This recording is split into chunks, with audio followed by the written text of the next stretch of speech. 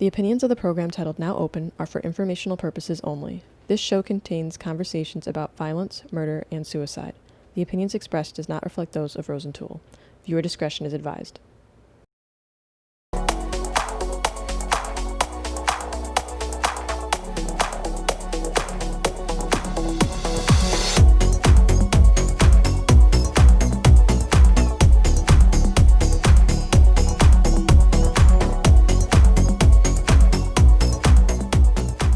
With the recent murder of Malaysia Booker and other members of the trans community, there's an important conversation that needs to be happening, and that's why we're having it right now. So I want to welcome you to this conversation. Thank you for having us. Can you introduce yourself, tell us where you're from, what pronouns you use? I'm Ella Baker. I'm from Riverside, California, and I'm a transgender woman. Use she, her, hers. I'm Savanna Garcia. I'm from Los Angeles, California, and I use her, she. I'm Ojana Jones. I'm from Pasadena, California, and I use her, she.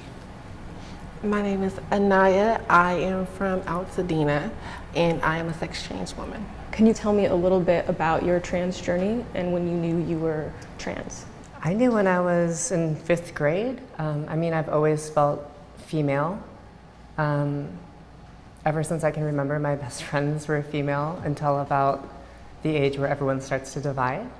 And then in 5th grade, someone told me what a transgender person was, and I was like, oh, that's me. But it was also paired with a lot of hostility and negativity, so it was something that I had pushed down. And thought, well, if I can just live in this body and as my declared gender for as long as possible, maybe I can avoid people thinking of me like I've just heard. When I was young, my mind wasn't being transgender. I was just, it didn't happen overnight. I was molested and I became gay. And from being gay, I went from being gay, taking hormones, and then when I was around 19, 20, I experienced hormones and stuff, and then I didn't feel myself and I didn't feel my gender as a gay male, and I just was going back and forth and transitioning because I didn't love myself. And as I grew, I started to feel myself more. So about when I was 17, 18, I started transitioning, and I was always fishy and playing in my mom's clothes when she was gone. But I was never stable, and I didn't have the guidance to continue to transition. I'm 34 now. I started transitioning about 4 years ago now. But I always knew when I was younger, but I was so afraid what society and my family would think of me, so I kind of pushed it off. Until one day, like I was sharing with the girls earlier, I had a friend and I dressed up, and he was like, well, you need to just go ahead and be it. That's what you want to be. And I thought to myself, nah, I can't do that. I can't go to work like that. I can't do this. Till on my 30th birthday, I was like, forget that. And ever since then, I've just been all for it and living my best life. I'm 33 years old, and I started when I was probably 13 years old. People automatically identified me as gay, so I kind of went with it to say less, if that makes sense. As time progressed, I realized that that's not where it's at, and that's not really what I wanted to do. So I had moved and did all those things, and then I just eventually started to wear feminine clothes and actually start taking the medicine that they offer and stuff like that at age 21. So that's kind of where it started. And I've been on hormones and off hormones for about 13 years now. Yay. I had several surgeries too, and I'm good to go. Yeah, my plan was just to keep writing it out and be a secret forever, and then I got found out because my partner at the time found that I was using her makeup.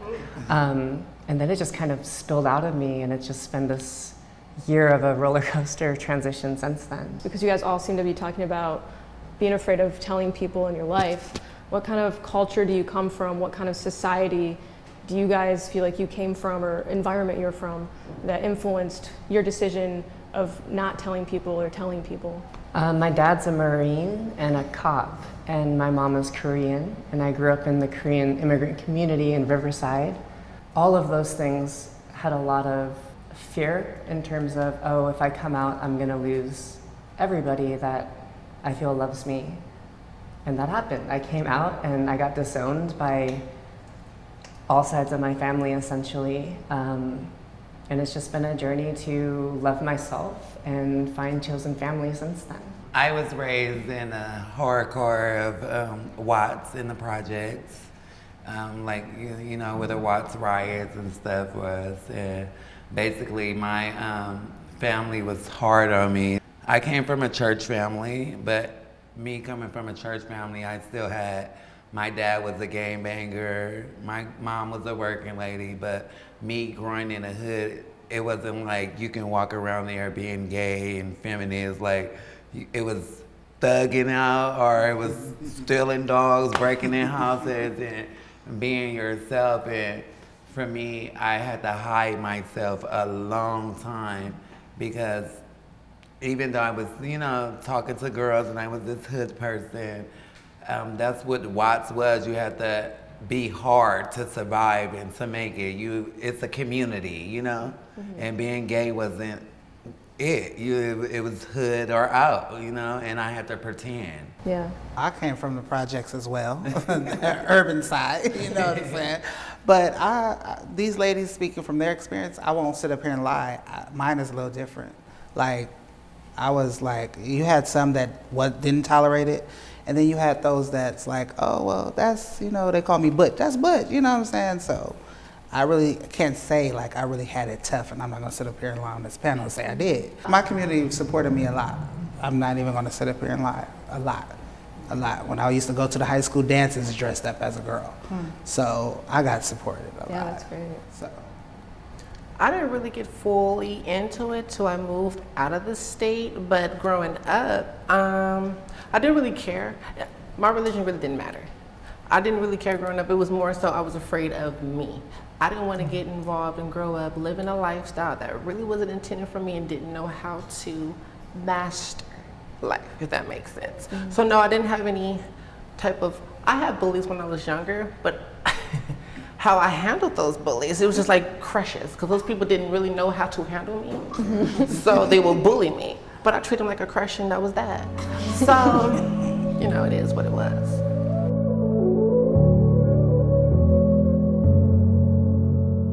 When someone is transitioned, is there ever a place when you can say they fully transitioned? Is that a thing? I think it's a thing for those who are solid in who they are personally, with or without transitioning. So that's what I can say about that. But for me,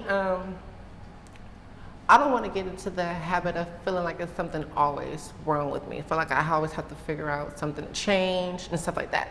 So when I told myself that I was going to get the surgeries that I did, because some surgeries is necessary and some surgeries isn't. But for me, the surgeries that I got done was necessary moving forward in order for me to at least deal with my day-to-day and kind of calm the voices that are inside my head.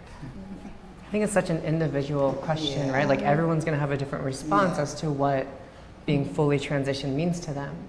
Right? Like which surgeries are, maybe it doesn't involve surgery at all, Exactly. right? You're different And from me, you're just fully I'm different from transitioned you, as so- who you are. Exactly. The main part in our community that we have is you don't have that certain look, or you don't, you're not transitioning right. But me as this community, I don't know when is the ending transition. You know, I done got the main surgeries. I still get bad talk like, oh, you still a boy, you still look the same, you this and this and that. People don't see what you see in yourself. Right. Exactly. So it's like it's never an ending in the transitioning. She don't want to cut, I want to cut. She don't want to cut, she cut. Yeah. So you know, it's a difference. You Yeah. know. I've been living my life as a transgender female for 4 years now. I just started taking hormones about 6 months ago, and we took them for 2 months. Some of them So- get lucky. So it's like people like, well, you're not transgender. How can you tell me what I feel? How are you gonna tell me what you cannot. Right. So my ID says female. It says female. I went had the work done from the doctor. That's who I identify myself as, a female, a transgender woman. So and I don't need all that, and I'm not doing all that. You know, I have learned that a lot of people that's fully transitioned don't even have their name changed, and they still going by a middle name, but they still transitioning, fully transitioning. It depends on the world, what the world look at you, and everything is judged on. Yeah. It's the person's. I don't know if the world is judged on it. I think it's really dependent on you and what you feel comfortable with moving forward in the world itself. If that makes sense. But they make you feel like nothing. After I had my surgery, it was like after you get your breasts done, are your breasts too hard, one up, one down? Yeah. It looks crazy. It's so much. It seemed like when you was natural, you didn't get so much critique and backlash. And when you get the surgery, it's like, oh, now you're plastic. You this and that. You full of that's cement. coming within the trans community. It's not coming within the trans community. It's like, oh, you cosmetic now, honey. You're plastic. You're part of the Mental family. You But know. that would be like cis women too, though. Yeah. The reason why we have a problem amongst transgender women and cis women is because cis women always telling us that we trying to be them. You're trying to be a woman. You're not. I get that. I look on everybody post if I see a transgender or they put our T out there and clock our T. It's like. Or if you argue with him, oh, you just want to be me. You want to be me. You want what I want. But let me tell you something. If I want what you want, I can go buy it. But can you? I can be just like you, but it's not. That's not where we living in the world as. I'm living my gender and you living yours. If I understand that's what is the outcome of a transgender, a male to a female, that you're changing into a woman, but then you still have male mentality in you. So some people feel that they're a full woman and some people feel that they're just a transgender woman. And cis women make us feel like we have to come from, like, they feel intimidated by us. I think it's more of who you surround yourself with and who you deal with. That's what it's about. Because this is my only transgender friend. But all the rest of my friends are all females. And I don't hang around. I'm not putting down my community at all. I love my community. I'm not saying females and females that you hang with. I'm talking about females in general. Gotcha. You have some of them people that's out there just don't care about us. They don't care about our sexuality. They don't care about our gender. They don't care nothing about us. And it's always, oh, you just want to be a woman. You wish you had what I got. You had to buy this and you had to do this and do that to be a woman, to be what I want to be. And that's not the case. The case is I'm living a gender and I'm living an identity, and my identity is a trans woman. If I wanted to be a real woman, I would have been born as a real woman. My DNA still say male, so therefore I still have male in me. You just feel some type of way because I look this way and you look this way, and then nowadays you have some transgender women pushing it through more than the fish, and you have some of the fish looking like transgender women now, so it's all confusing now, and it's all about competition. That's what I was trying to say. And not only that, we're in competition with cisgenders, we're in competition with ourselves. And that's why the community is not taking us, the world's not taking us serious, because I done got into it with a lot of transgender girls, and it's like, oh, I'm jealous of you, you don't have this work, oh, you want to be me, you this and that, and it's just always in competition. And where we get embarrassed is that because we argue and we call each other him. Well, that's a broader question, right? I don't think it's necessarily a cis woman versus trans woman thing.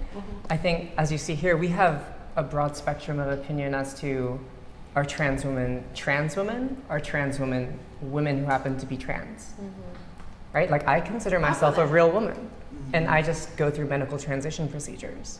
some people don't consider Well, themselves I don't consider And I think myself that's as our prerogative I to don't identify. consider as myself as a real woman because when I go to the restroom, I still use my penis, Sure. and that still remind me of being who I am. And if I take that up my sleeve, that's where I get messed up at, and when I have to explain myself to guys that I'm not a female, I'm a transgender woman. We're polling people to see what their positions are on trans people using public facilities. What's your thoughts on it? My thoughts on, public restrooms and, like who uses them is that it's a public facility. No matter what you identify with, I feel like you should go to the place you feel most comfortable.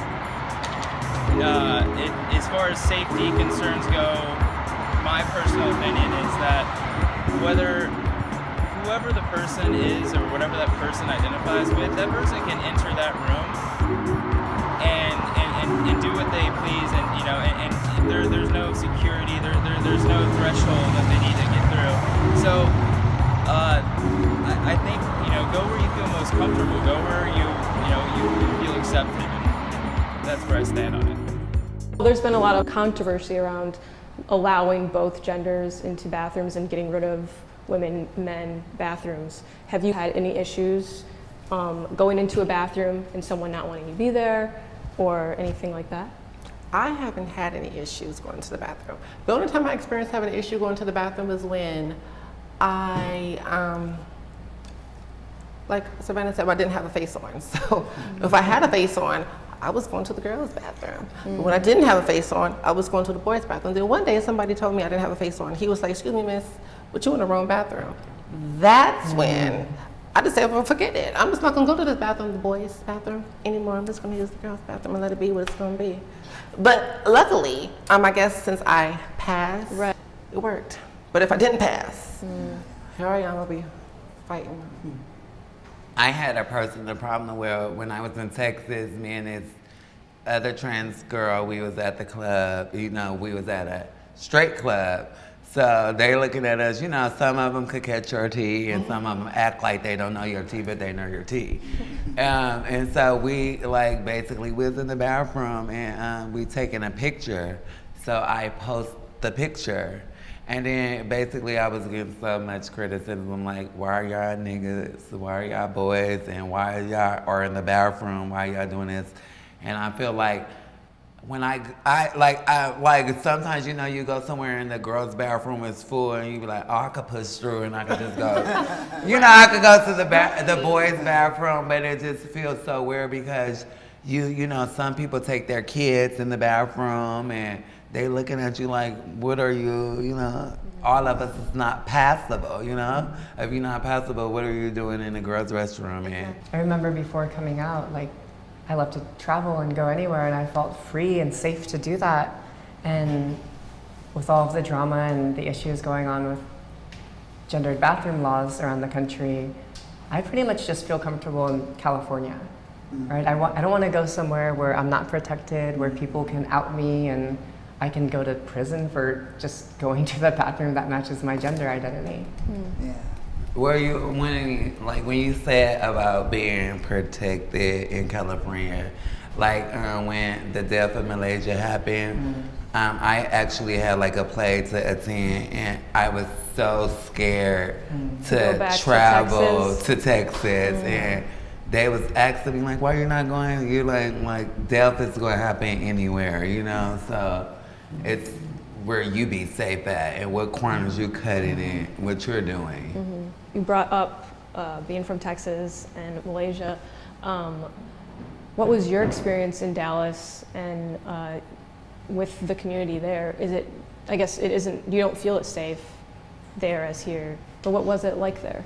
Well, it's not that I don't feel safe, honey. Right now, you ain't safe nowhere. Baby, you can't even go in Walmart. It's like you're not safe anywhere. It's like when that happened, it was tragic, it was hurtful, And, you know, a lot of people was investigating it. And it was like, you was investigating. I was looking like I couldn't even sleep.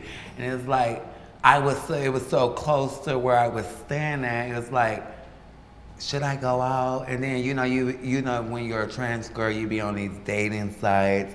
And it's like, you don't know who I want to meet now. Am I going to be the next victim? That's the whole thought in my head. Am I going to be the next victim? When is my life going to be taken? According to the Human Rights Campaign, there have been 33 reported non-binary and trans-related murders in America since May of 2019. With no solution in sight, that number is steadily on the rise. So for me, I'm a lesbian, so I feel like women are not typically the perpetrators of violence, especially against trans people. But I am very much upfront. Like in all of my dating apps and stuff when I was looking for a partner, it's like the first thing I disclose, because it's not like you want to meet someone and catch feelings and then have them not be into you because of who you are. And I'm dating someone now, I'm dating a cisgender woman, but it does feel like when we're out in public, it's sort of an added danger, because there's the, oh, I'm trans, but also we're two femme lesbians out in public. So we're always policing ourselves in terms of how coupley can we be right now. You said you had a boyfriend, right? I do. So is your boyfriend aware that you're Of trans? course he's aware. He was actually with me from the beginning about 8 years ago, he was the one who actually helped me transition. He's dated transgender people before, so it wasn't anything new for him. It was just new for me because I've never been in a relationship prior to him, and I met him and got in a relationship with him at age 24, but I started this at 21. So, yeah. How have you guys had people support you in your life, found that chosen family? Well, me, I really haven't had no support system. I don't know why, and I don't think it's because of me being transgender. It's because of me just being LGBTQ, period. You know, like I said, where I was raised, it wasn't accepted. And like now, as I'm like 32 years old, my mom just starting to, come in my life. But my dad and everybody, they still call me by my male name. And it's like, that's why when I was about 16, I had got up and I left because I didn't feel respected. I didn't feel wanted. I felt that I needed to go somewhere where I was wanted.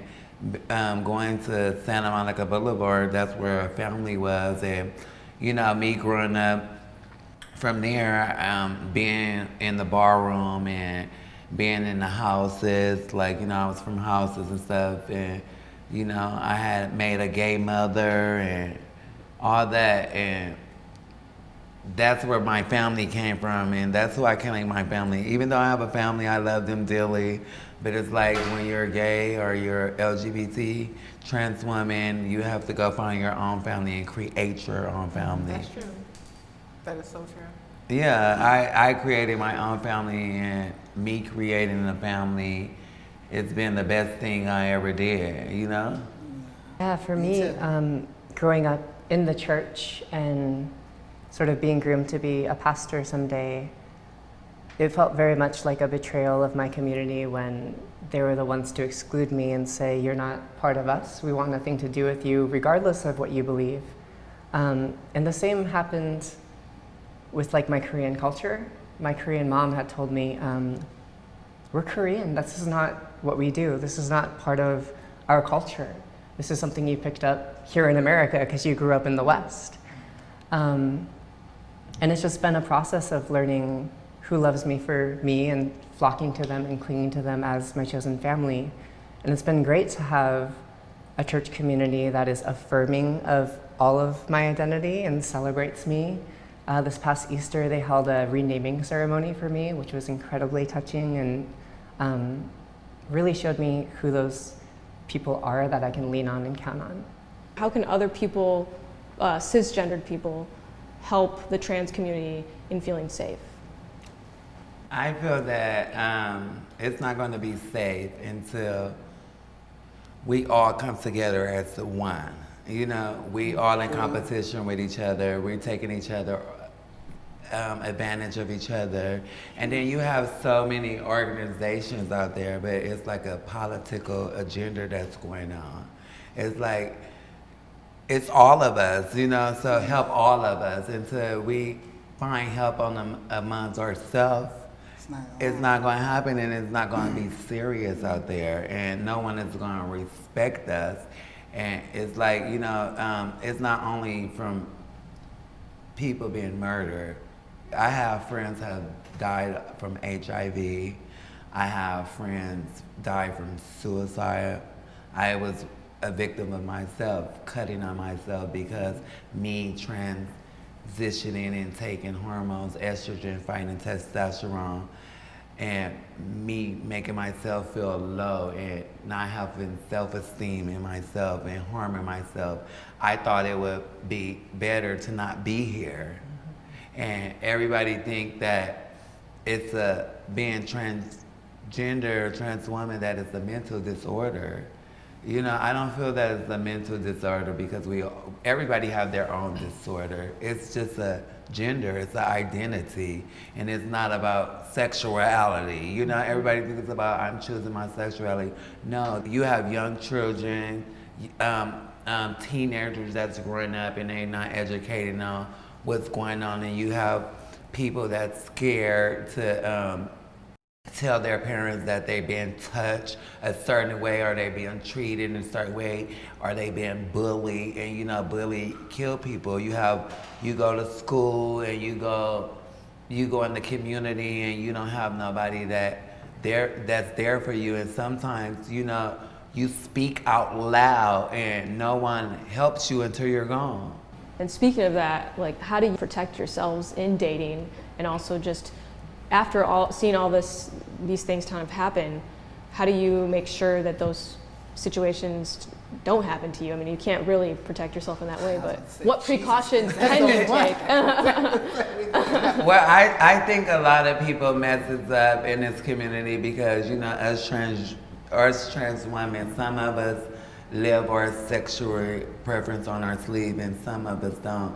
And that's where we put ourselves in dangers at, is because, like, you probably have her and we go out together and we don't get clocked, but some boys come up to us and be like, what's up, you know, how you? She'd be like, I'm this me and woo woo, and I'd be like, honey, I'm a boy, and she'll get mad at me like, oh no, you know, no girl, I'm a lady, and I feel that me saying that I'm a boy or I'm him and her is I'm being on the safe side, because if I keep on talking to you and you're protecting yourself. I'm not protecting myself, because it's like we texting and we talking, and then now I have to explain myself and find a way out of it. And then it's like when you have people that they uses you in the dark and they deny you in the light, and that's when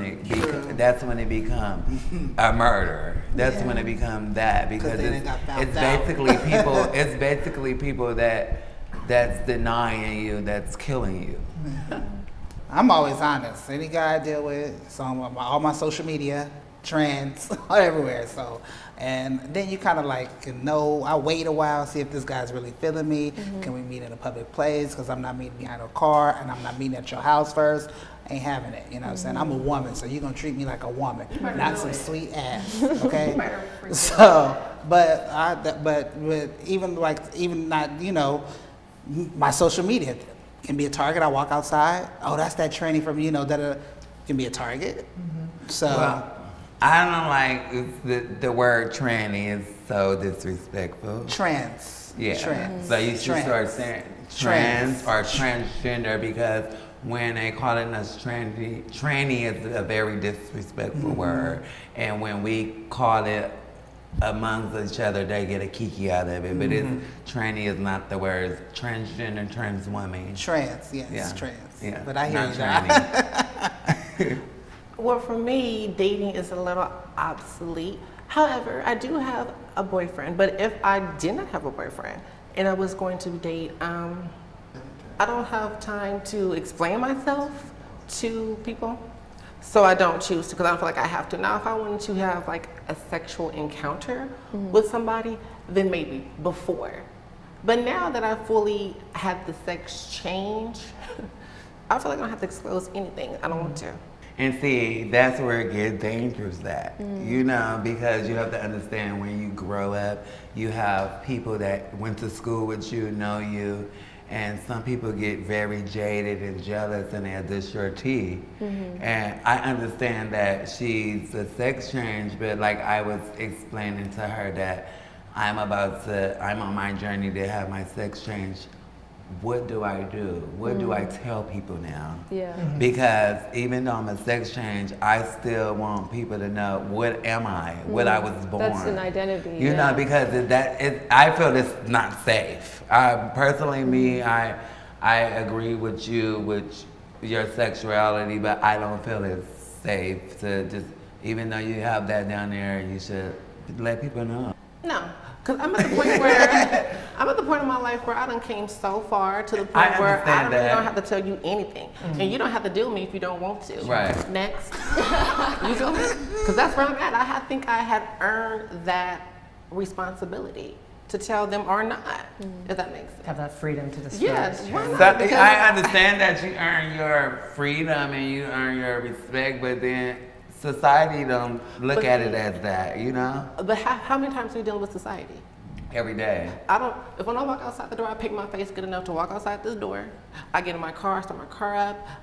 I'm more safe. I'm more concerned about getting into a car accident than I'm worried about somebody clacking my teeth. I'm not worried about that.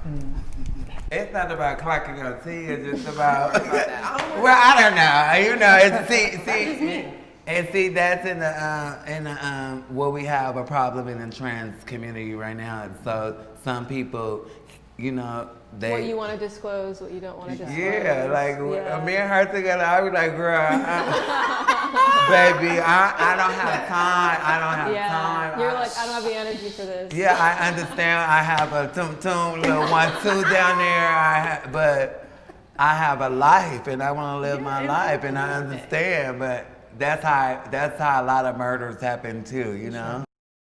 If you or someone you know are having thoughts of suicide, please contact the National Suicide Prevention Hotline at 1-800-273-8255. Don't forget to like and subscribe to our channel for our most up-to-date content.